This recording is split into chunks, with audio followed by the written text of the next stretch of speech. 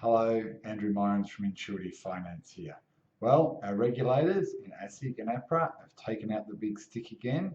This time their target is interest-only lending. So recently they've announced that by worldwide standards, 40% of all mortgages originated in Australia are interest only, and that's very high. The worldwide standard is 30%. So guess what they've done? Gone and applied that as a new measure. So, look, I don't disagree with some of the measures.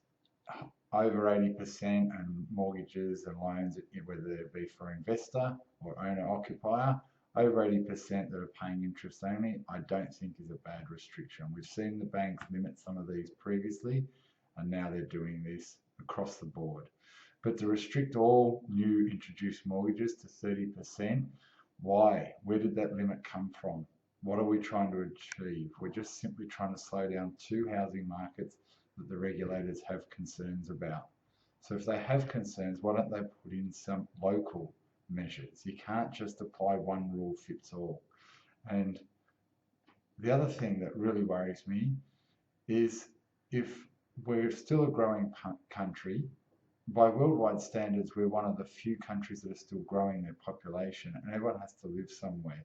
We're going to end up with a chronic shortage of housing that arguably in some places there already is. Who's going to provide that? It's investors. Now, if investors can't do that, then is the government really going to start bringing back public housing? Don't know about that. So if investors can't invest and first home buyers can't get into the market, that we've got some obvious gaps here that the regulators don't seem to have looked at. I have some real concerns about that. At the end of the day, who's holding these guys accountable? What is their outcomes?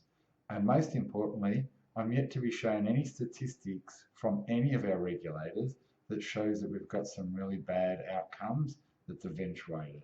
Sure, they might be looking out for what might happen in the future, but I think we've also got to have some balance into how we approach these matters and not just apply a one rule fits all. So it should be interesting times ahead. Watch this space. We'll keep being vocal and active where we can, and I'll speak to you soon.